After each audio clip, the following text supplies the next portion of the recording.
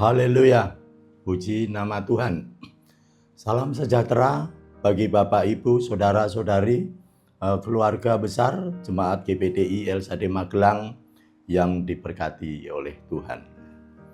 Mengucap syukur kepada Tuhan karena oleh kemurahan dan kasih-Nya, kasih karunia-Nya, kita boleh kembali dipertemukan di dalam Renungan 79 saat ini.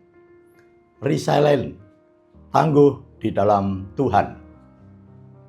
Bapak, Ibu, Saudara-saudari yang kami hormati, pembacaan Renungan 79 pada saat ini terdapat pada kitab Injil Lukas pasal yang ke-9 ayat 1 sampai dengan ke-6. Namun kami akan membacakan di dalam Lukas pasal 9 ayat 1, 2 dan ayat yang terakhir yang ke-6. Di dalam nama Tuhan Yesus Kristus akan kami bacakan. Maka Yesus memanggil ke-12 murid-Nya, lalu memberikan tenaga dan kuasa kepada mereka untuk menguasai setan-setan dan untuk menyembuhkan penyakit-penyakit.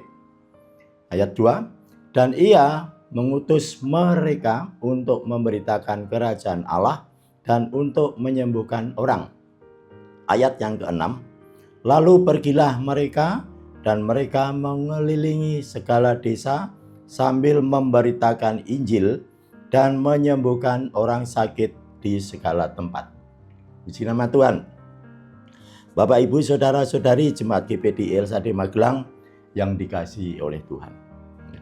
Adapun untuk tema renungan pada saat ini kami berikan judul kerelaan hati. Kita masuk dalam observasi.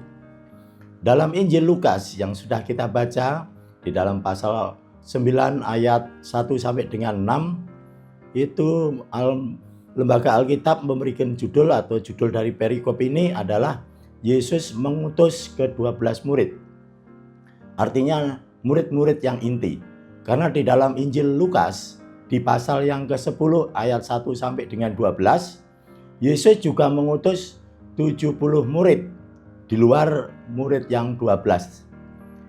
Dijelaskan bahwa Tuhan Yesus memanggil dan mengutus para murid-murid-Nya bukan hanya memerintah begitu saja untuk mereka pergi menyampaikan berita Injil kebenaran atau Injil kerajaan surga, tetapi Tuhan Yesus juga memberi perlengkapan, kekuatan, tenaga, dan kuasa sehingga mereka dapat melakukan pengutusan dari Tuhan Yesus itu dalam memberitakan Injil kerajaan Allah dan menyembuhkan orang-orang yang sakit di dalam atau di atas nama Tuhan Yesus Kristus.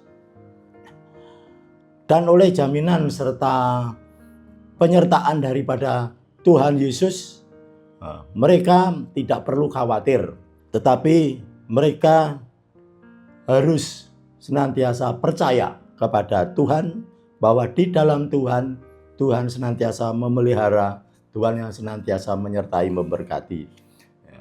Melayani Tuhan bukan hanya di gereja, terbatas di gereja saja, tapi secara gerejawi melakukan tugas di gereja, tetapi juga melalui kehidupan kita sehari-hari dimanapun kita berada, untuk senantiasa menjadi garam, menjadi terang di dalam keberadaan kita di masyarakat, dimanapun kita tinggal, dimanapun kita ada, yang boleh mencerminkan Injil kebenaran yang dapat menjadi dampak atau menjadi berkat bagi sesama guna hormat kepujian kemuliaan nama Tuhan. Karena hakikat gereja sebagai tubuh Kristus adalah memberitakan Injil kerajaan Allah. Kita dipilih oleh Tuhan dan diutus untuk melaksanakan karyanya dengan ikut serta ambil bagian dalam pelayanan pengabaran Injil. Sehingga melalui keberadaan kita mewartakan kebenaran firman Tuhan melalui kehidupan kita, banyak orang-orang yang tertarik kemudian percaya kepada Tuhan. Kita masuk dalam interpretasi.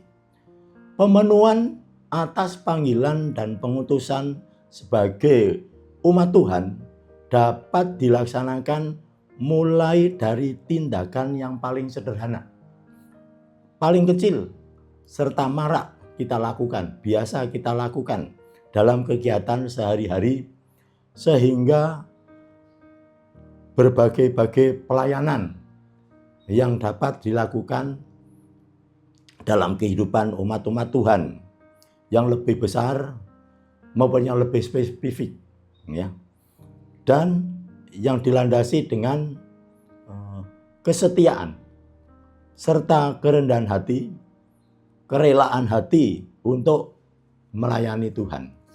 Itu menjadi dasar.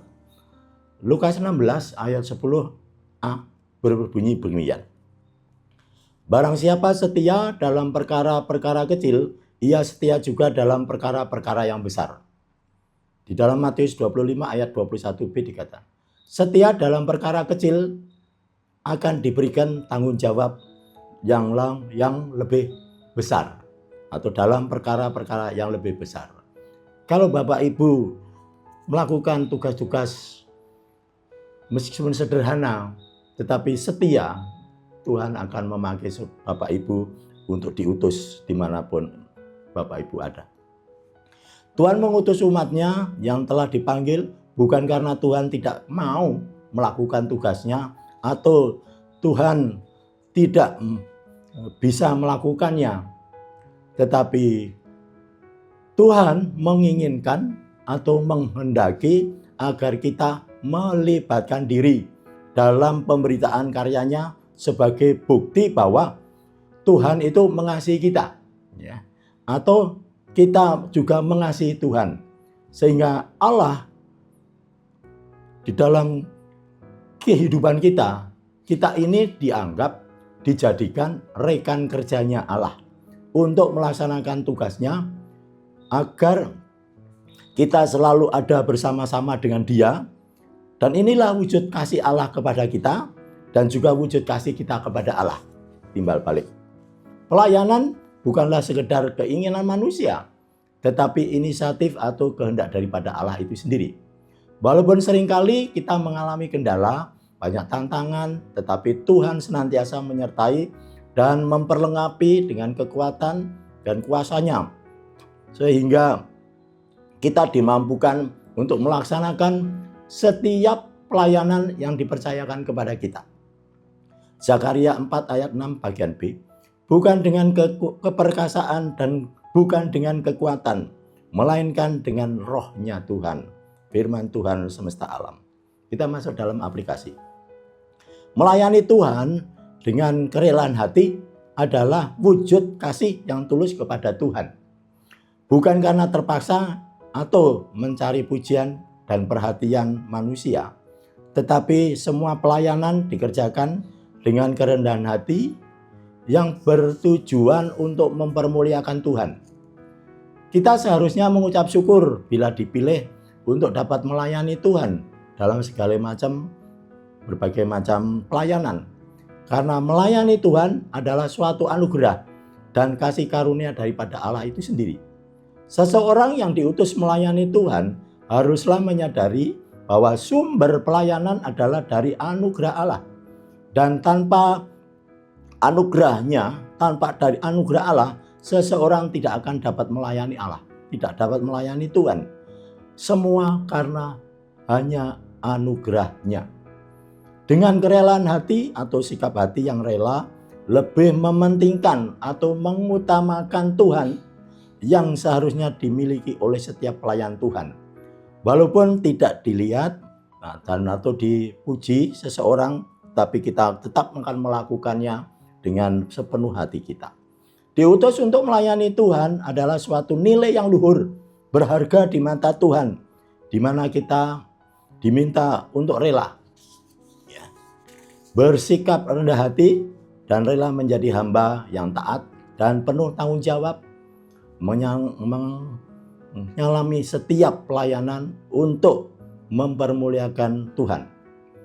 Melayani dengan kerelaan hati bukan karena beban ataupun kewajiban sehingga kehilangan sukacita. Efesus 6 ayat 7, dengan rela menjalankan pelayanan. Bersyukur jika kita dipercaya untuk melayani Tuhan sebagai kesempatan untuk kita mempersembahkan yang terbaik bagi Tuhan, karena tidak semua orang dipercaya untuk melayani Tuhan, ya. Karena banyak yang dipanggil tapi sedikit yang dipilih. Melayani Tuhan dengan konsisten dan setia walaupun ada tantangan dan tidak mendapat apresiasi dari siapapun. 1 Korintus 15 ayat 58. Berdirilah teguh, jangan goyah, dan giatlah selalu dalam pekerjaan Tuhan. Sebab kamu tahu bahwa dalam persekutuan dengan Tuhan, jerih payahmu tidak sia-sia. Melayani dengan meneladani pelayanan daripada Tuhan Yesus Kristus, bahwa Dia datang bukan untuk dilayani, tetapi untuk melayani. Matius 22 ayat 28a. Melayani dengan tidak pilih-pilih pelayanan, dan apapun yang dipercayakan kepada kita, lakukanlah itu bukan untuk manusia, tetapi untuk Tuhan. Walaupun yang memberi tugas adalah seorang manusia. Kolose 3 ayat 23. Apapun yang kamu perbuat, perbuatlah dengan segenap hati, seperti untuk Tuhan dan bukan untuk manusia. Dalam melayani Tuhan, yang utama bukan fasilitas, tetapi kerelaan hati untuk melayani Tuhan yang dapat membawa dampak kepada sesama, membawa damai sejahtera, sukacita. Karena dasar untuk melayani adalah kasih kepada Tuhan dan sesama. Puji nama Tuhan, demikian renungan singkat yang dapat kami sampaikan. Terima kasih telah mengikuti renungan 79, kiranya dapat menjadi berkat kita semua. Bapak, Ibu, Saudara yang ingin didoakan untuk pokok doa tertentu, menceritakan kesaksian, baik mukjizat kesembuhan, pemulihan, masalah keluarga, dan lain-lain, dapat disalurkan melalui chat WhatsApp di nomor 0813 2742 0088. Marilah kita berdoa. Bapa dalam surga, mengucap syukur ke hadapan Engkau Tuhan, lalu Engkau sudah memilih kami, memanggil kami untuk diutus menyampaikan sabda kebenaran firman-Mu, bukan semata-mata harus berkhotbah, tetapi kami dapat menyampaikan Injil kebenaran firman-Mu melalui kehidupan kami sehari-hari yang boleh dilihat, boleh dirasa, oleh siapapun yang berjumpa dengan kami, yang bergaul dengan kami.